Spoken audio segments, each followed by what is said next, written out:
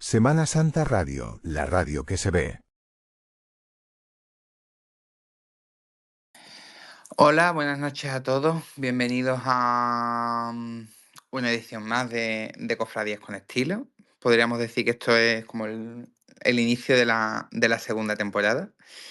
Y antes de dar paso al tema que vamos a tratar hoy y demás, me gustaría darle la buenas noches a mi otra mitad de este space, Antonio. ¿Qué tal, cariño? ¿Cómo estás? Feliz año antes de todo.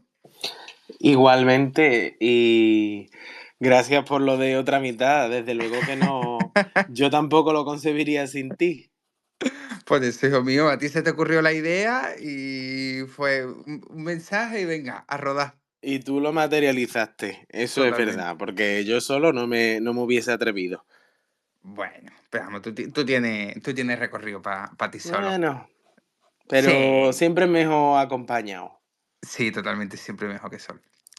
Pues bueno, esta noche vamos a tratar la tumultuosa época de los 30 a los 40, que pues como creo que prácticamente es de primero de capillita, saber un poco pues todo lo que pasó en esta época, la desgracia que también que ocurrió. Fue una época que se entró en España pues se venía de la crisis del 29 en Estados Unidos, que a pesar de que en Sevilla pues estaba todo el boom que hubo con la feria de la exposición iberoamericana del 29. Es muy curioso porque precisamente la Semana Santa de 1930 fue un éxito a nivel de turismo. Vino la familia real, aterrizó un Zeppelin en Sevilla el martes santo. En las crónicas que hay de la época, que estaba la ciudad reventada de gente, no había hoteles, incluso el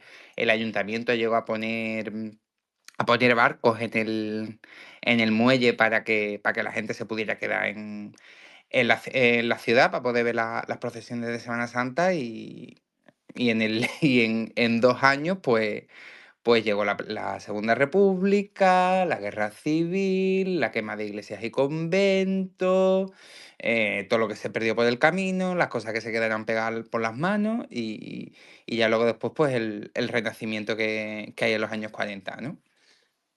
Pues sí, es una época que supone una gran pérdida en términos patrimoniales porque hay elementos artísticos y no solamente artísticos, sino devocionales que no se van a poder recuperar nunca, pero en lo artístico da inicio a una de las etapas de oro que yo creo que la Semana Santa no se entendería si no hubiese habido este momento después de posguerra en el que ya en los años 40 las hermandades pues resurgen y bueno, pues ahí está la obra de Caro, Carrasquilla, Seco, Cayetano González. Al final resulta en un renacer con más fuerza, si cabe todavía. Totalmente. Totalmente. Bueno, incluso también creo que ya es una época fundamental en la que se determina un poco pues la estética cofrade también imperante que se va a beber en todos lados. También sí que es verdad lo que ha venido apuntando Antonio, que es un poco una época en la que se pierde la identidad, que en pos de, como se pierden tantas cosas y hay que realizar tanto nuevo, se tira de muchos, que ya lo llevamos tratando, ¿no? Pero se tira de muchos escultores que por urgencia o por necesidad, pues al final lo que acaban haciendo es reproducir los mismos modelos y hay algunas cosas que se quedan como si fueran fosilizadas en la estética, pero que luego después al final de cuentas pues se pierden, ¿no? Yo un ejemplo que tengo siempre para esto es una virgen que hay en el pueblo del Cerro del Andévalo, en Huelva, ¿vale? Que es la Virgen de los Dolores, que era una imagen pues antigua, que estoy buscando la foto para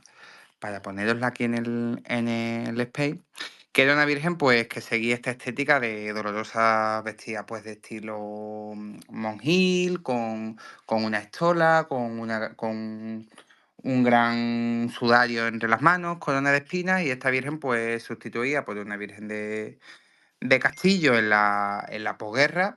Y aunque se quedan detalles como por ejemplo lo que es la estola y la Virgen mirando para arriba, pues de esa estética de monjil que se había tenido de siempre, pues pasa directamente a una Virgen pues sevillana que se viste al modo macareno, con un piquito en la frente y totalmente alejado pues de esta estética que había mantenido durante siglos, ¿no? Y este es un ejemplo que podemos encontrar a miles en multitud de sitios, y no solamente en las imágenes, en la manera de llevar los pasos, en el patrimonio que se realiza y demás. Sí, bueno, yo creo que esta época ya supone el gran triunfo de la Semana Santa de Sevilla fuera de Sevilla.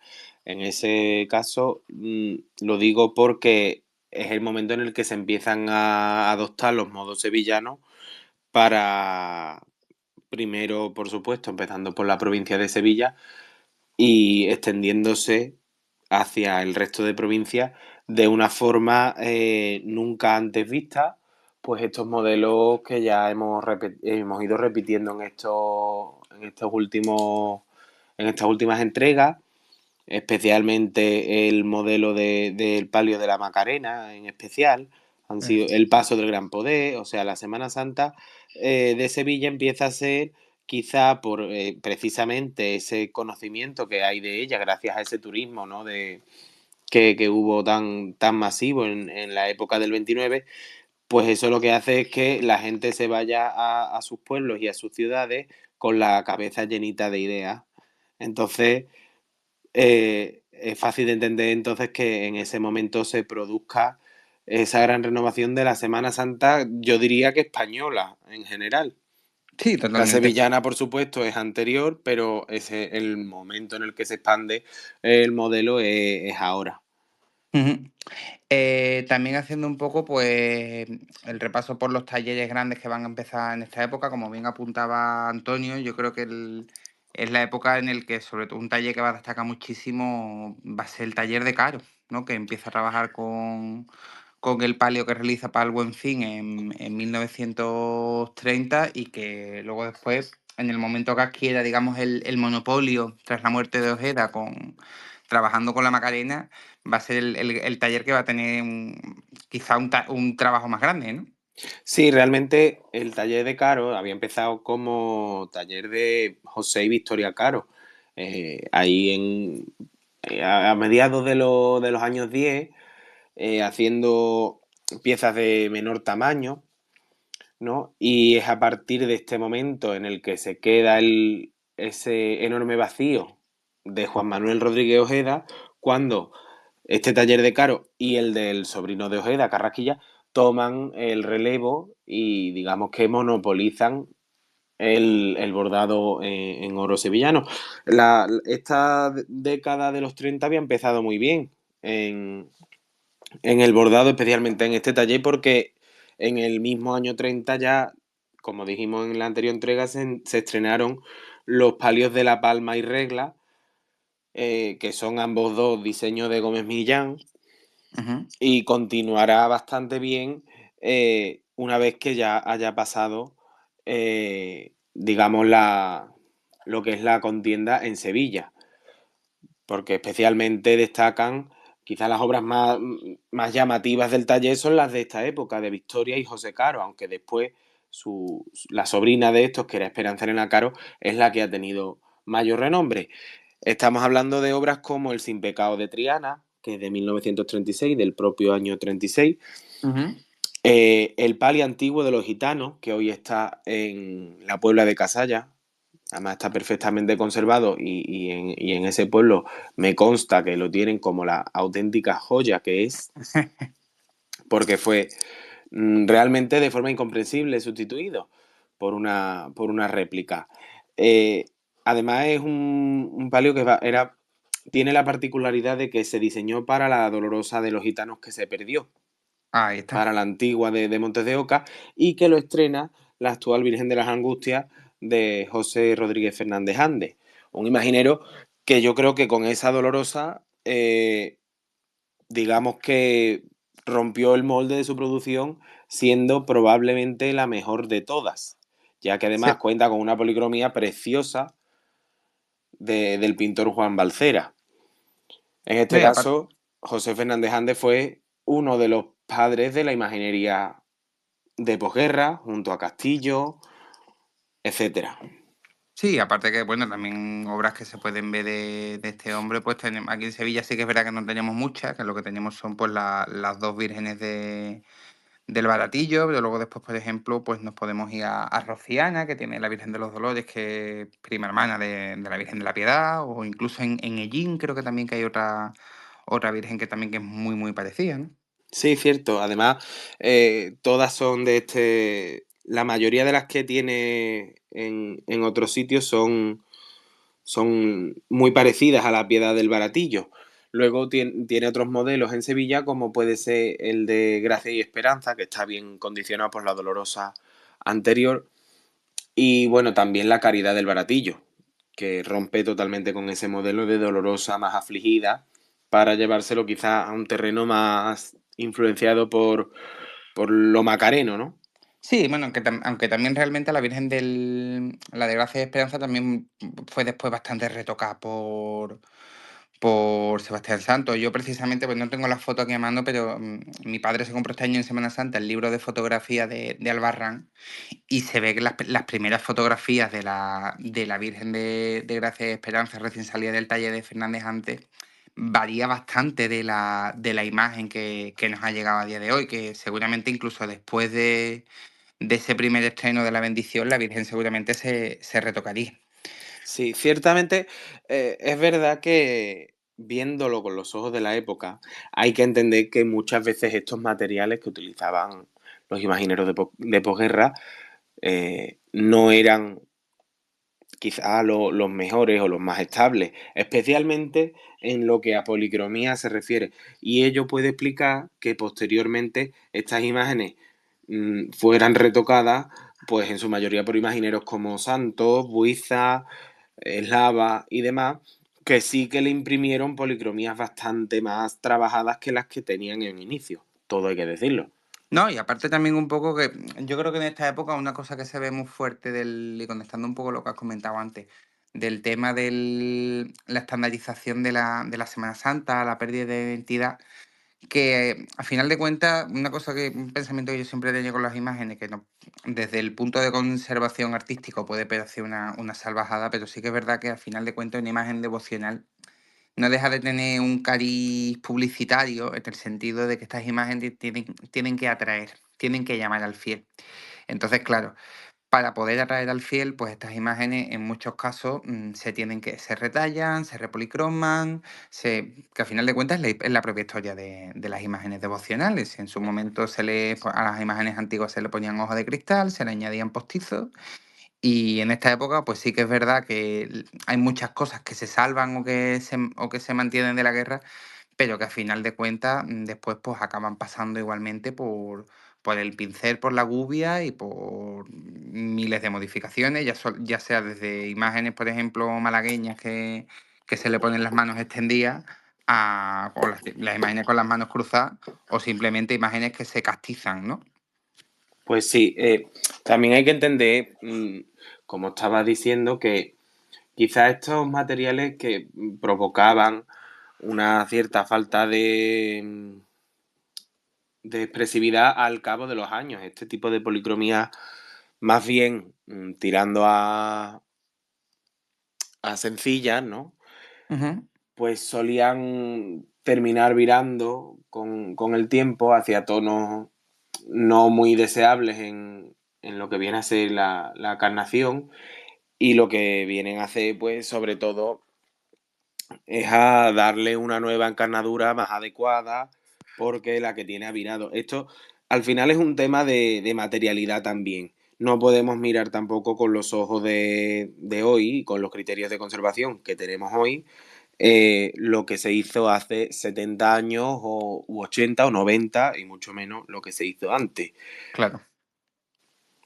Bueno, no, Porque incluso. realmente estaríamos siendo bastante injustos porque si no, si nos ponemos a pensar, y por ejemplo en el caso de la Virgen de Gracia y Esperanza, eh, la policromía que tiene en la actualidad es exquisita. Totalmente. A ver, que incluso también es una cosa que no nos tenemos que ir muy lejos, que ha pasado también con imágenes de Duarte mismamente, que también por el desconocimiento ya empieza también, ya esto es tirarnos muy para adelante, ¿no? Pero ya empiezan a entrar también en escena escultores que no tienen una formación académica como tal, sino que son discípulos de taller, y ese desconocimiento de técnicas un poco más avanzadas, o que al final de cuentas sea el propio escultor el que le acaba haciendo todo, pues un poco acaban empobreciendo o no llegando a estas calidades que nos hemos podido encontrar con imágenes más antiguas, que sí que se realizaban de un modo más puramente artesanal, o, sí, o que al final de cuentas era el escultor el que la tallaba y un pintor el que las policromaba, ¿no? Pero bueno, yendo un poco al hilo de la época que vamos a tratar, yo, siguiendo un desarrollo histórico, es muy notorio que esta época empieza cuando empieza la Primera República, la Segunda República, cuando se proclama en el 31, que es muy llamativo el cierre del taller de Olmo, que es el gran taller con el que cerramos en la anterior edición ya del año pasado de este nuestro podcast. Y que el propio Miguel Olmo, José Olmo, perdón, cierra, debido a que él pensaba que, bueno, que por la República pues iba a dejar de haber Semana Santa, y ya directamente pues su trabajo se iba a venir a menos, y que no iban a tener más cosas que hacer, ¿no? Igualmente también a mí una cosa que me gustaría ver como una de las últimas obras con la que se cierra el 29 en los años 20, aparte de las bambalinas que realizan para la Virgen del Socorro, que las voy a poner ahora mismo, es también la canastilla del Paso de San Roque del 29, que es posiblemente de las pocas cosas que conserva la hermandad después de que arrasen con la propia iglesia de San Roque, ¿no? Sí, gracias a Dios ese paso fantástico se pudo conservar. Y vamos, de hecho es el que procesiona en la actualidad, aunque ha tenido sus modificaciones y demás, pero en lo que es la talla del canasto la conserva, digamos, casi intacta. Lo hizo José Gil, aunque el diseño no fue de él, sino que lo Sí, hizo un artista bastante yo, desconocido. yo tengo, lo había apuntado, creo que era un tal Freire, creo que era el que lo diseña. Con este apellido de este señor, hay muchísimas discordancias. Muchas veces se dice Eire, muchas veces Freire, y lo que yo creo que es el más acertado es Carlos García de Eiris, Ah, vale. ¿no? Por lo que he podido leer también acerca del palio que le diseñó a la misma hermandad, que ese sí que se perdió, que fue una lástima, porque tanto el manto como el palio eran diseño de él. El manto, bastante anterior, lo bordó el propio Miguel Olmo, y el palio ya lo bordó Victoria Caro en el año 29, y solamente 6 años después se pierde, al arde la iglesia de San Roque con todo lo que había dentro, siendo probablemente de las iglesias más maltratadas en esta turba que, como sabemos, fue en julio del 36. Además, en Ujú. San Roque hubo una pérdida que no me gustaría dejar pasar, Hombre, claro, por supuesto. que, que fue mm, la de la imagen originaria del Cristo de San Agustín. Para mí, junto con la imagen de la Iniesta Gloriosa, la antigua, fueron quizá las dos pérdidas más sangrantes, no solamente por la propia antigüedad de las imágenes, sino porque en su día ambas dos fueron unos focos devocionales de una magnitud que, bueno, nos llega por la historia, ¿no? Pero que fueron receptores de la piedad popular en Sevilla, hasta el punto de que mm, el ajuar de la Virgen de la Iniesta y el propio Cristo de San Agustín han estado presentes en la exposición de la Catedral de Sevilla como fuente de piedad, que se ha llevado a cabo con el Congreso de Cofradías de hace un mes. Sí, aparte de una pena porque creo que también es un poco la época en la que rompe ya totalmente con los antiguos iconos, porque aunque son imágenes que a final de cuentas se restituyen, pero tardan bastante tiempo en restituirse. La Iniesta Gloriosa creo que es del 40 y pico, y el Cristo de San Del Agustín año más, 50. Ya 50, fíjate, más lejos todavía, nos tenemos que ir. Sí, es cierto que también, fíjate que curiosamente, esto es una curiosidad, que no pasó de ello, por desgracia, ¿no? Porque a mí me hubiese encantado verlo. José Sebastián Ibandarán, que fue uno de los personajes clave también en esta época de los años 30-40, propuso que la imagen de la Iniesta, la nueva, la que se debía de hacer para sustituir a la que se quemó, se hiciese de la siguiente manera, que era coger lo que quedó, ese gran tizón que había quedado de la Virgen de la Iniesta, ese gran tronco carbonizado, porque no tenía ni forma, se ven las fotos perfectamente, se quedara dentro de un cuerpo de plata simulando el anterior y que la cara y las manos fuesen de marfil. Evidentemente una propuesta un poco arriesgada teniendo en cuenta que estaban en plena posguerra y que hubiera sido pues, una locura económicamente hablando, pero no hubiera dejado de ser interesantísimo el conservar la imagen antigua o sus restos dentro de la actual. Sí, bueno, que eso es una cosa que a día de hoy creo que hay más de alguna imagen moderna Sí, se siguen haciendo. De hecho, la, que se sigue haciendo, vamos. la del cachorro, la Virgen del Eh, Patrocinio, o se incluso, metieron en ella los restos de la anterior. o incluso, bueno, no sé si eso sea algo después verdad o no, pero incluso en su momento creo que yo leí algo también parecía a la Virgen de la Salud de Huelva, que también hicieron una cosa por el estilo, que no es a final de cuentas nada nuevo. No, no es nuevo, pero ciertamente en este caso hubiera sido O sea, es una maravilla, muy un... curiosísimo. Pues la verdad es que sí, la verdad es que sí. Y con respecto al Cristo de San Agustín, es cierto que la recuperación de Agustín Sánchez Cía a mí me parece magnífica, porque a mí Mm. Sánchez Cía me parece un escultor interesantísimo, que, bueno, además también pudimos ver otra obra suya en La Magna, que fue la Virgen de Setefilla, que es Ah, preciosa.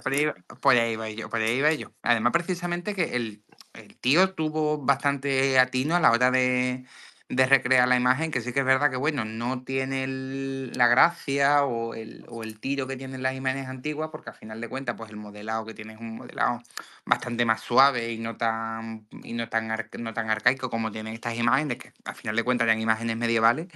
Pero sí que es verdad que consigue reproducir con bastante acierto pues estas cosas que se habían perdido, ¿no? Y sobre todo, por ejemplo, la Virgen de Setefilla, un icono devocional tan potente de una hermandad medieval, que era pues súper importante que la imagen pues fuera lo más parecida posible a lo que se perdió. Sí, además también hay que tener en cuenta que el material con el que trabajaban estos escultores para reponer sus imágenes era, pues imagínate, si a día de hoy cuesta trabajo encontrar fotos buenas de algunas imágenes, pues Claro, imagínate, totalmente. imagínate lo que pudieron tener Castillo, Illanes para reconstruir las imágenes que se perdieron. Mira, yo por ejemplo tengo el caso de la Virgen de los Dolores de mi pueblo, de Isla Cristina, que es una Virgen de Astorga, que la rehace Sebastián Santos, y ahí en mi pueblo pues había una persona que era Manolito el de los Santos, que era pues el típico sacristán de pueblo que se encargaba de todo. Y este hombre pues le encarga a Sebastián Santos que haga la Virgen, le dan las tres, cuatro fotos que se conservaban de la Virgen, que por favor que la Virgen fuera lo más parecida, lo más parecida, lo más parecida. Sí que es verdad que la Virgen pues recuerda, pero no deja de ser una Virgen de Sebastián Santos. Y fíjate tú que es curioso que este hombre se cogió un cabreo monumental cuando le llegó la Virgen, porque no era la misma, y él se desentendió totalmente de tener relación con la Iglesia de los Dolores y del mantenimiento de esta Virgen, que esa Virgen, pues la que hacía los cultos, a la que llevaba cuenta, era la Hermandad Sacramental de allí, de la Iglesia de los Dolores, ¿no? Que vemos también el impacto que tuvo que suponer, pues, para todas esas personas devotas de esta época, pues verse totalmente arrancados de cuajo los iconos que tenían y que se los cambiaran, pues, por algunos totalmente nuevos que no tenían nada que ver con lo que tenían. Pues sí, totalmente. Yo es que con las cosas de Sebastián Santos no parto pera. Me parece un maestro con mayúsculas. Sí, sí, es maestro, sobre todo con las vírgenes, ¿eh? Y de esta época precisamente hay dos dolorosas espectaculares. No sé si tendremos fotos a lo mejor, pero La del la del Socorro. Socorro y la de los Dolores de la Palma del Condado. Bueno, es que esas dos precisamente son de las más diferentes que Si no os digo tienen que son de Sebastián Santos, creéis que son del siglo XVIII antiguas. las dos. Sí, sí, Son me parece que las dos una son. auténtica maravilla. Y por supuesto la patrona, la Virgen del Valle. Es espectacular, es una imagen que guarda en sí, aunque es de Sebastián Santos, guarda un arcaísmo y una majestad propia de imágenes del siglo XVI. Totalmente, y aparte que es una imagen que ha sabido mantener fosilizado un poco la estética de vestir a la Virgen con rostrillo, que es como como se ha creado un poco el icono de la Virgen del Valle, ¿no? Como sale el 15 de agosto con su vestida de blanco totalmente, con su rostrillo, que el rostrillo luego después, a final de cuentas, es una pieza que con esta pérdida de identidad que se tiene durante estos años, pues en muchos sitios se elimina, ¿no? Con tal de vestir pues, un poco más a la moda sevillana o a lo que se hace más popular. Bueno, y vamos, yo no me... Es que recomendaría a todo el mundo que fuese por lo menos algún 15 de agosto a verla salir. Es precioso en la Plaza de La Palma, que además es precioso el pueblo. Esa plaza entera a oscuras, ese paso saliendo a la plaza sin ninguna clase de cortejo, es espectacular. Lo recomiendo a todos los que me estáis escuchando. Bueno, pues también un poco hablando de imaginería de la reposición que tenemos en esta época, ya por terminar un poco con este ciclo, aparte de Fernández Andes, una rara avis que tenemos dentro de todo este mundo es la Virgen de la Quinta Angustia, que es una imagen bastante moderna, si la comparamos con el resto de la producción, una obra de Vicente Rodríguez Caso, y que es una imagen que además pues, es muy llamativa y que se distingue del resto porque además es una imagen que no tiene lágrimas y que tampoco tiene pestañas y creo que también tiene los ojos tallados en la madera directamente, ¿no? Cierto, es una imagen muy interesante, primero porque es casi la única de su autor. Tiene otra en Tarifa, la Virgen de la Esperanza, que es muy Ujú. parecida. Y además, yo creo que esta imagen vino quizá un poco de forma... Porque lo que ocurre es que para esconder a las imágenes de la Quinta Angustia en los hechos de julio del 36, se esconden todas las imágenes en la crista de la parroquia de la Magdalena. Y según lo que dice la hermandad es que la imagen de la Virgen ha sido afectada por una humedad allí en la crista y que la tienen que cambiar. No obstante, se cree que la misma Virgen está hoy procesionando en Linares, me parece. En Linares, sí, Sí. mira, esa virgen precisamente es de la hermandad de mi amigo Alberto, que esa virgen es una cabeza que compran en una feria de arte aquí en Sevilla, que además me cuenta que la cabeza se la trajeron en una bolsa del Corte Inglés. Y compraron con la cabeza, al mismo tiempo que compraron la cabeza, compraron una blonda de encaje de Bruselas. Pues le costó más dinero la blonda de encaje de Bruselas que la cabeza de la Virgen. Pues aparte de que era una dolorosa bastante antigua, es cierto que quizá no era lo que más casaba con la figura roldanesca del misterio de la Quinta Angustia. Y también es verdad que la Virgen de la Quinta Angustia actual es una de las mejores imágenes de Dolorosa del siglo XX. Es No, una belleza. y que aparte que está muy bien integrada en el misterio, pero sí que es verdad que es una pena, pues yo además esto creo que se lo escuché a Jesús Ramanó hace bastante tiempo, que es una pena porque precisamente la imagen más antigua de la hermandad y la que tenía devoción en la cofradía y que era la que le daba el nombre era la Virgen de la Quinta Angustia, ¿no? Que es un poco pues una pérdida que tenemos en Sevilla, que nos ha hecho ganar una gran imagen, pero que es una falta a final de cuentas con la propia historia de la cofradía y de la Semana Santa sevillana. Sí, eso sí es cierto, aunque yo desde luego la imagen actual me fascina, bellísima. Hombre, por supuesto. Otra imagen que vino a sustituir a otra y que además es otra rara avis es el Cristo de San Bernardo, Ah, bueno, sí es verdad. porque es una de las pocas imágenes antiguas que vienen a reponer otra imagen antigua, no se hace una imagen nueva, como es el caso del resto de cofradías de Sevilla.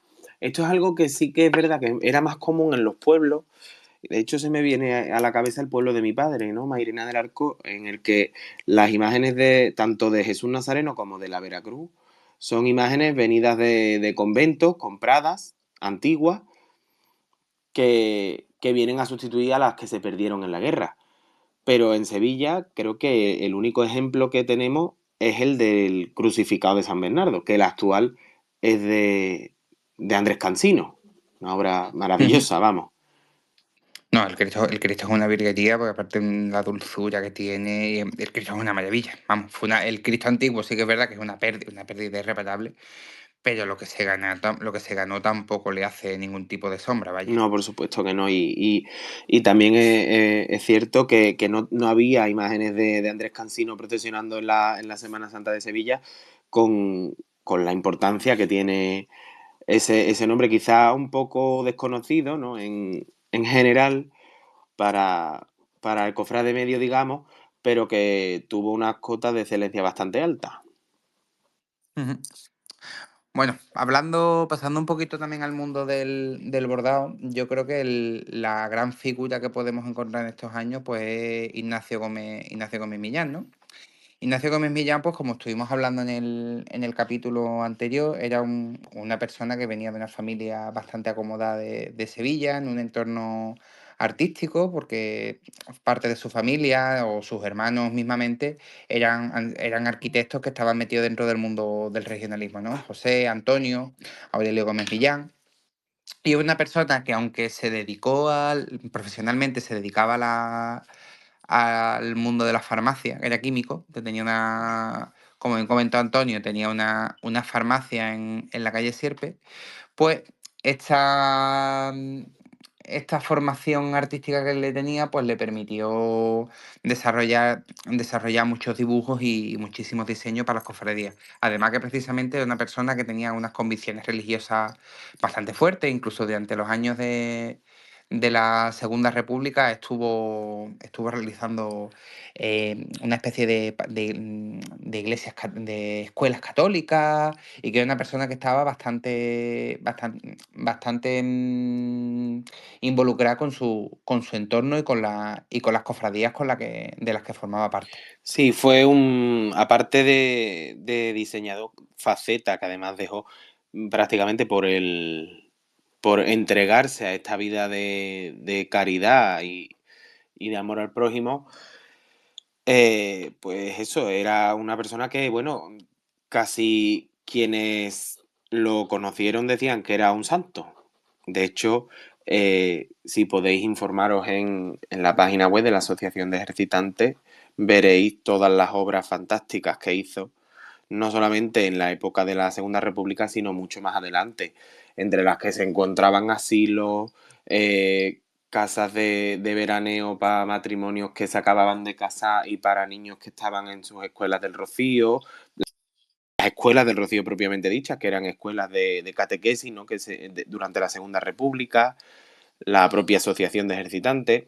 Fue una persona entregada a la Iglesia, y parte de ello pues también fue su vocación como diseñador, que Ujú. bueno, él es verdad que da un paso adelante estilísticamente hablando con respecto a Ojeda, porque utiliza un regionalismo muy arquitectónico, muy tectónico. Todo responde a un criterio pues de lo que había visto él en su casa, ¿no? Su padre y sus hermanos eran arquitectos de regionalismo, y él pues traspasó ese modo de trabajar al bordado, ¿no?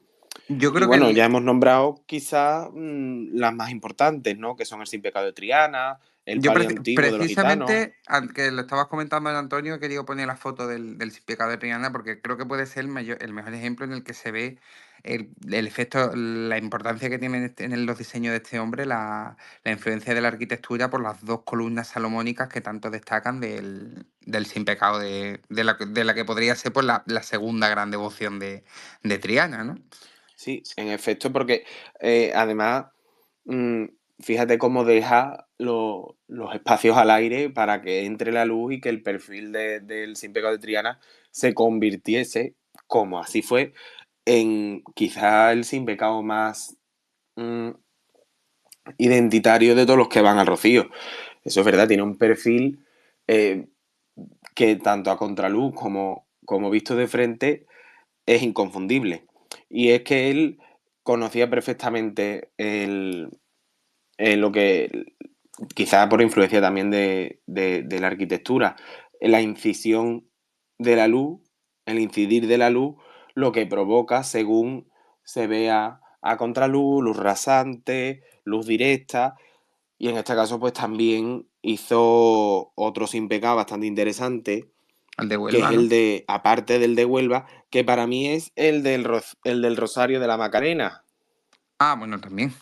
que tiene Cierto. unos huecos de malla, este es de 1940, tiene unos huecos de malla que, bueno, es un sin pecado que si lo ves no sabrías decir si tiene más terciopelo, más malla, mm, es una cosa que solo se le hubiera podido ocurrir a él, que tenía este concepto tan exquisito, ¿no? de la incidencia de la luz.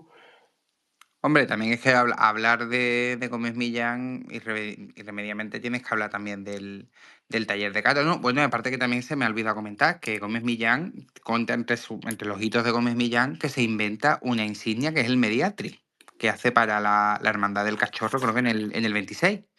Cierto, cierto, cierto. Además, originalísima en esa etapa, además que él era hermano del cachorro, y en las obras que dejó en Paso Hermandad, dejó una creatividad apabullante, ¿no? Y este Mediatrix, precisamente, no solamente por el propio diseño, sino por la creación de un nuevo tipo de insignia. Mm. Además que también precisamente lo curioso de Gómez Millán es que hasta 100 años más tarde se ha vuelto a producir una obra suya, es el Sin Pecado que se hizo para la Virgen de Consolación de Cartaya, que es un diseño, bueno, medio diseño que había del Sin Pecado, que se lo encontraron entre papeles que habían guardado de este hombre y que luego después pues lo ha reproducido con el tiempo el taller de sobrinos de Caro, ¿no? Sí, esto al final fue una idea de mi compañero Gonzalo Navarro, que él está allí en el taller de Caro, está haciendo su tesis sobre Gómez Millán, y allí pues tiene acceso a todos estos papeles, y él, que es de Cartaya, pues quiso que hubiese una obra de Gómez Millán en su pueblo, y acertadísimamente consiguió, pues eso, un dibujo de Gómez Millán, pues eso, de los años 30 o 40, llevarla a, a la realidad, cosa que casi que nos hubiese parecido irrealizable, porque muchas veces vemos piezas que se han perdido o diseños no realizados y siempre decimos esto ojalá lo hiciese otra hermandad, y lo vemos Ujú. como algo casi utópico. Pues no es tan difícil, simplemente hay que decidirse a hacerlo y ya está. Y ponerle ganas, que al final de cuentas siempre es lo mismo, Eso ponerle es lo ganas. mismo siempre, eso es lo mismo siempre. Y, hombre, es verdad que a partir de 1943 el taller de Caro eh, pues ve el nacer de una estrella, ¿no? Como fue Esperanza Elena Caro, ¿no? Que a partir de 1943 toma la dirección técnica del taller, mientras que la dirección, digamos, empresarial recae sobre su hermano Manuel Elena Caro. Ujú.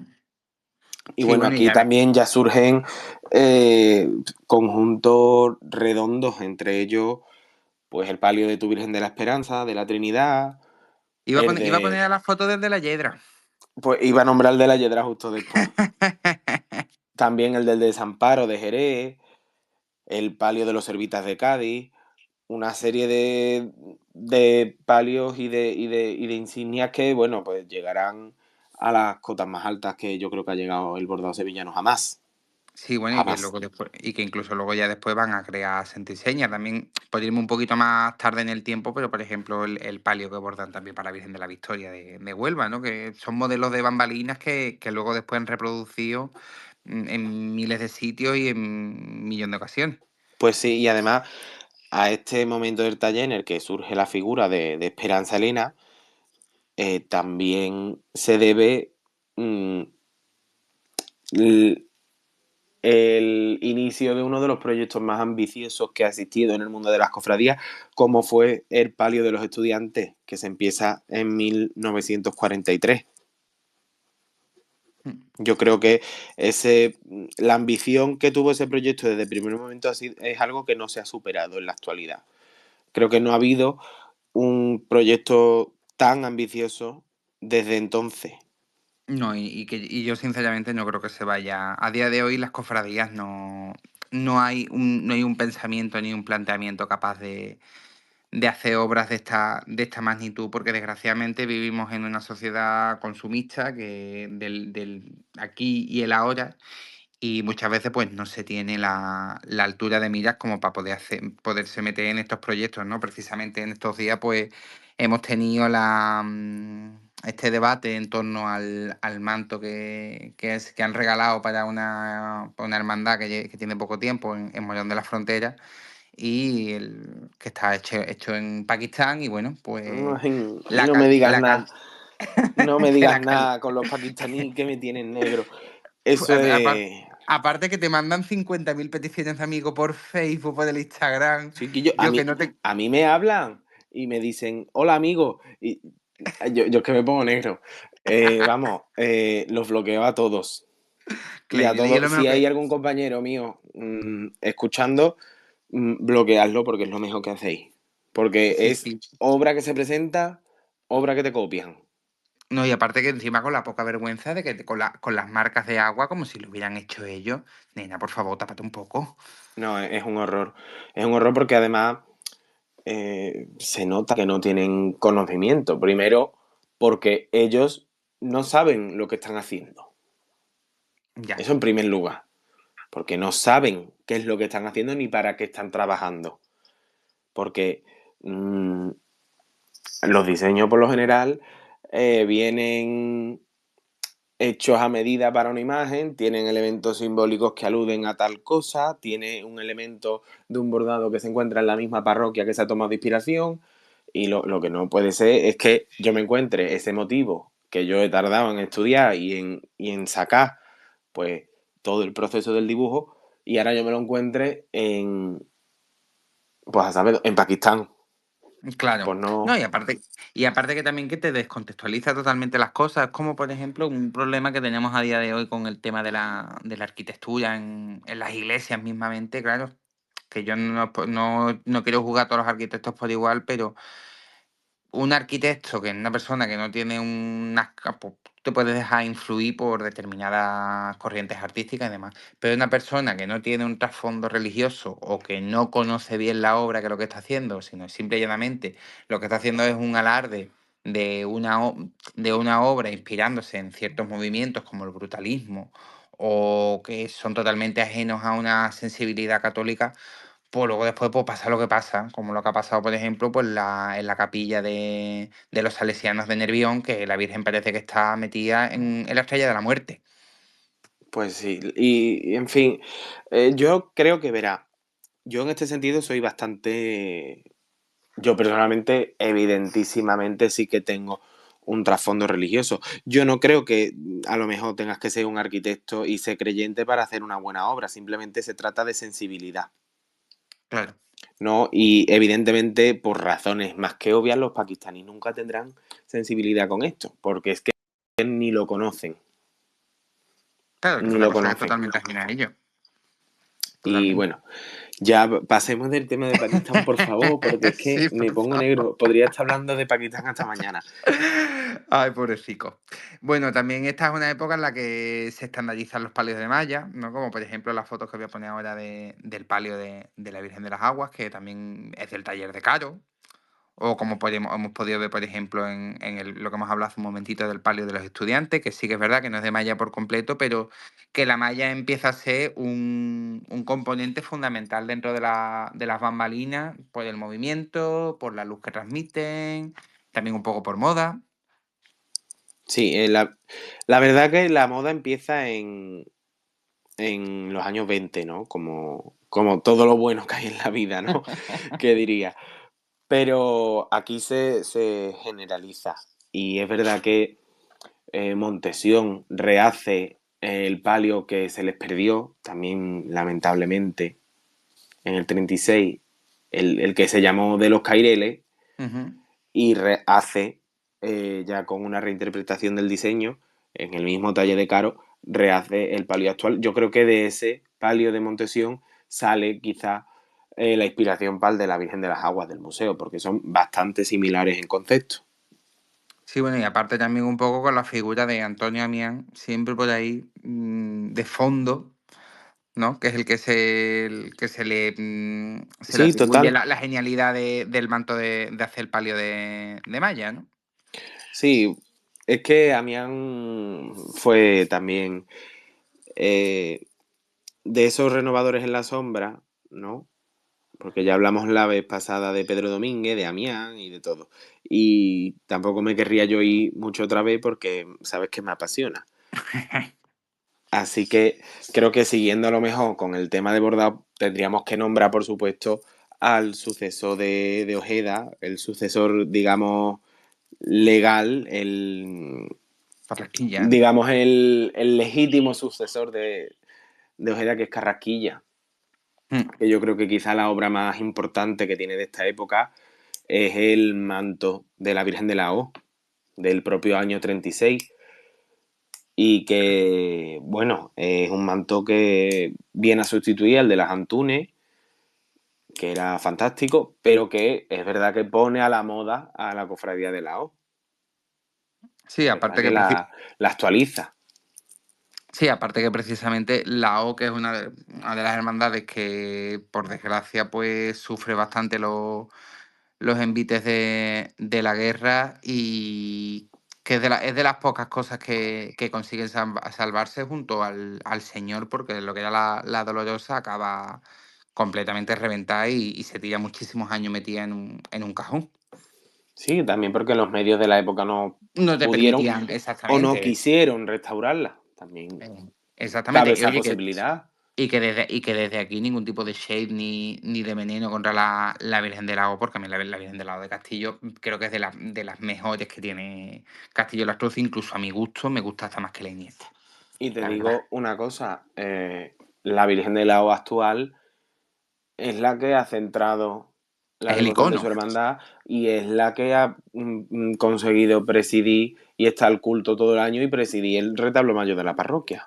ahí está, que no Cosa que nos la van. antigua, que era una imagen que se sacaba solamente en Semana Santa porque la anterior era, o sea, la anterior era una imagen, digamos, vicaria de la gloriosa Ahí está, y la actual es la que consigue la devoción de la hermandad y del barrio. totalmente, totalmente. Que son todos los detractores, que lo que le que de la imagen de la Virgen del Lago solamente porque sea de Castillo, pues no, señor. Es que, Pues no. bueno, a los anticastillos, eso está más antiguo ya. Eso está más antiguo. Hay que reconocerlo por muchas cosas y una de ellas es por la imagen de la Virgen del Lago, que es preciosa. Totalmente. También ya que nos va quedando poquito tiempo, no me gustaría terminar de pasar por aquí sin hablar uno de las raras avis que también hay en cuanto al diseño en esta época, que es el palio y el manto de la Virgen de Loreto, ¿no? Que es de quizá una de las pocas, de los cantos de cisne que hay dentro de toda esta época en la que podemos ver pues, un diseño oriental que se basa en un paño que ve Francisco Ruiz Rodríguez en la exposición del 29 y que es lo que determina un poco la estética del paso de palio de esta Virgen. Sí, además, bueno, esto es de las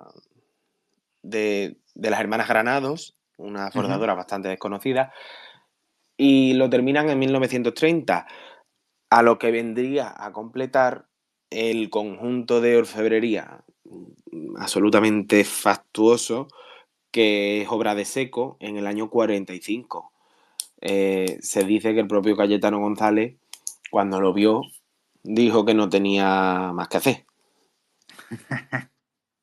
Porque es cierto que con el diseño orientalista de Joaquín Castilla, Seco consiguió conseguir una orfebrería como si fuese, ¿qué te digo? Una suerte de joyero, ¿no? Pero un labrado totalmente afiligranado, sin que no se ven los huecos, es una cosa tan tremendamente rica Bueno, yo creo que es uno de los conjuntos, el de la Virgen de Loreto, más potentes de la Semana Santa. No, y también posiblemente de los más desconocidos, porque al Sí, ser también. también una hermandad de la tarde del Viernes Santo, que es un día bastante más tranquilito, hermandad de silencio, Y además, déjalo que esté tranquilo, que se disfruta muy ¿sabes? bien. Claro, y aparte la típica hermandad que sí, que a mí que a mí me encantaría ver a esta Virgen con Margot por detrás, pero dejarla en silencio, que la Virgen va en silencio, va muy hermosa, va muy bonita, incluso te puede dar para un ratito de comedia con alguna saetera que se engollipa mientras mientras le canta. Ese momento ha sido Yo lo viví en un directo. hit. Yo lo viví en directo, Antonio.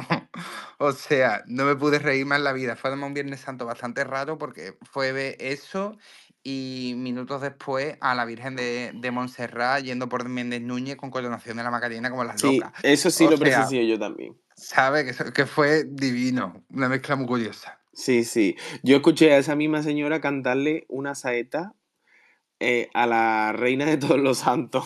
Vaya, Bueno, vaya. cada uno se expresa como quiere, ¿no? Sí, no, ya está. La fe no tiene límite, que es lo Desde luego que importante. no.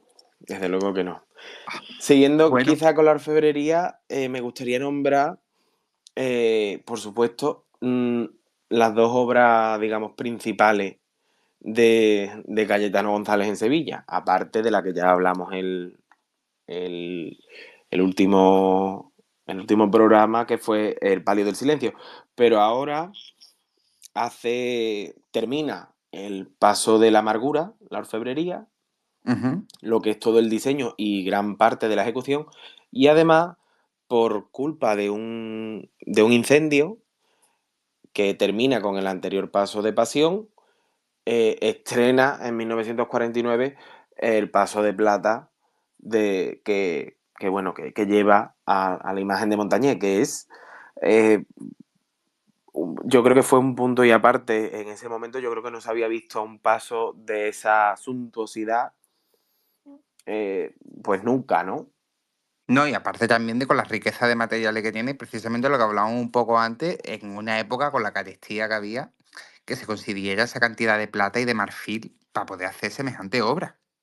Sí, bueno, esto yo creo que responde también a quizá un carácter, digamos, casi triunfal, ¿no? Yo creo que hubo mucho miedo de que se perdiera la celebración de la Semana Santa y que una vez que pasa todo lo que es el conflicto y las cofradías, por supuesto, se mantienen, porque además se apoya a la Iglesia Católica, pues se ven victoriosas, se ven pues triunfantes, ¿no? La religiosidad se ve triunfante y yo creo que de ahí viene ese carácter tan majestuoso que tienen las piezas de esta época. Mm. Y una cosa que siempre le escuché a mi padre, que no sé si, corrígeme si es verdad o mentira, pero claro, que le decía, no, es que al Cristo de Pasión le hacen este paso de plata para que no ardiera nunca más. Yo no Pues sé puede si ser, esto... puede ser, puede ser. No, no, no lo he escuchado nunca, pero puede ser. Claro que no, claro que sí. Si es que, verá, al final es un material mucho más duradero. Mm. Es cierto también que yo creo que ningún paso aguanta un incendio El porque fuego. la estructura es de madera. Hombre, Que claro. puede que lo hicieran pensando en eso, pero el fuego destruye la plata igual porque la base es la que es. Es madera, claro. Y bueno, y también aparte, dos pasos súper importantes de esta época, que creo que son también de los más bonitos, el paso del Señor del Desprecio de Herodes y el de las Tres Caídas de la Hermandad de San Isidoro.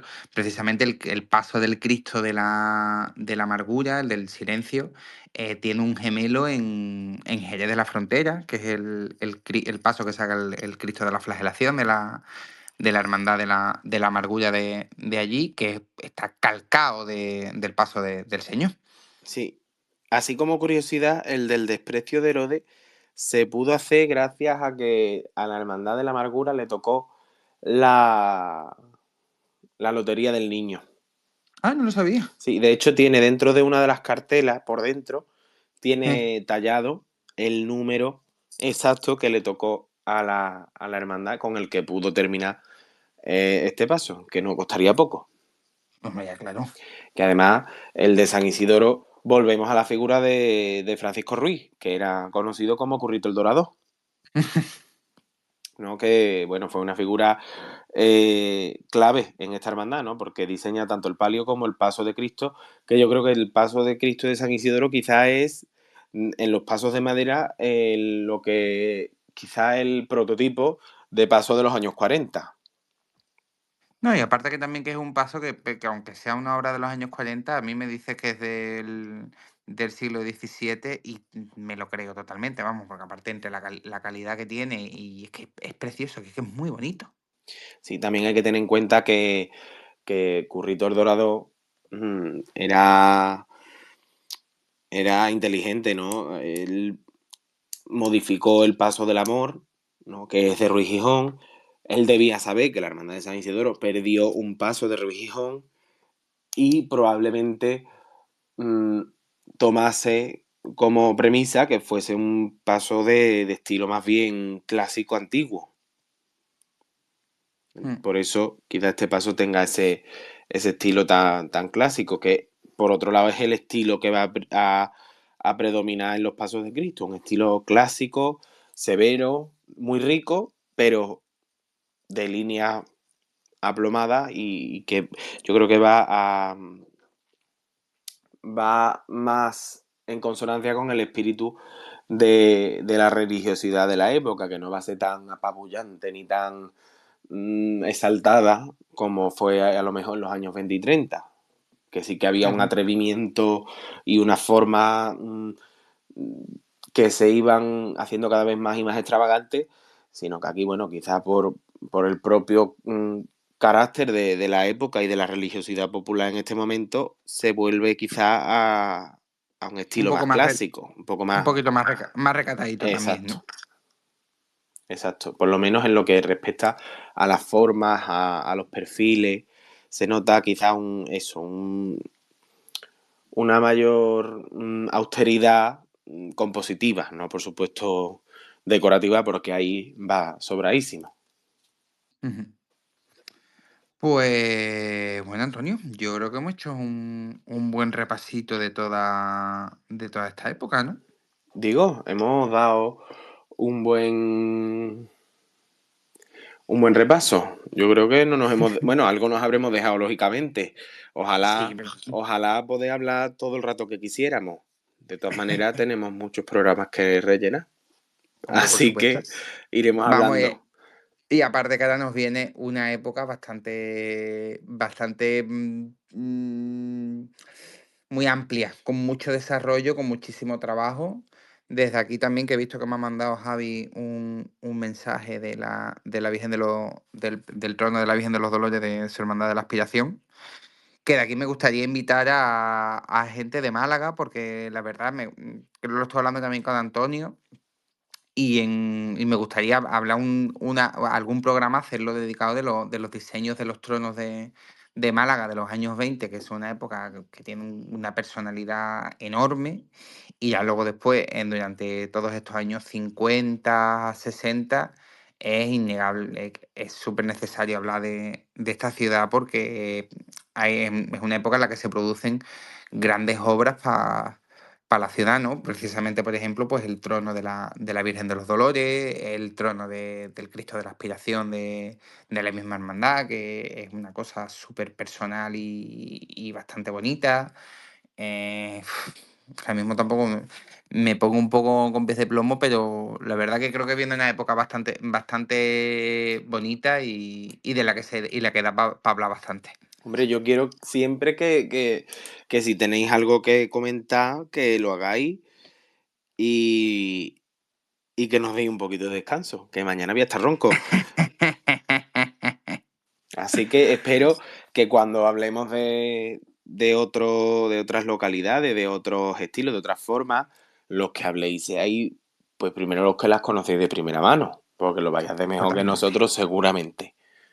Así que desde aquí, Totalmente. malagueños, cordobeses, granadinos, onubenses, bueno, de todo el mundo, de toda España, del universo, contadnos cómo son vuestras Semanas Santas y animaos, que estamos aquí para eso.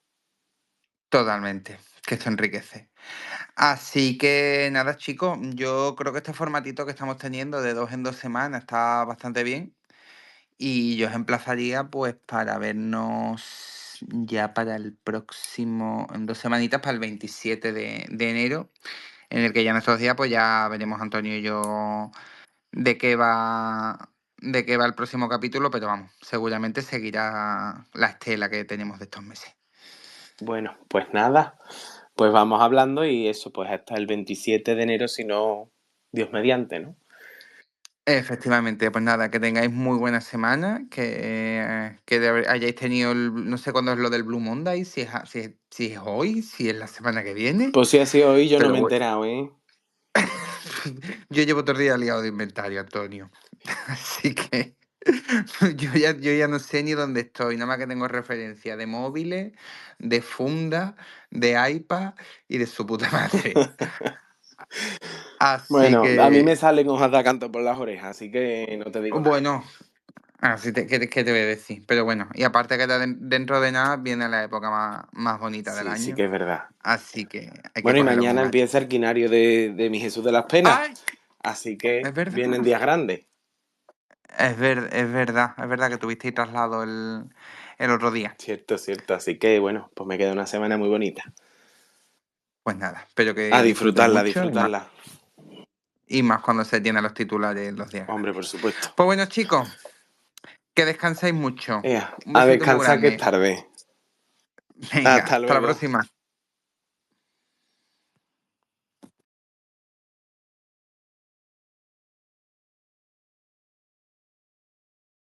Semana Santa Radio, la radio que se ve.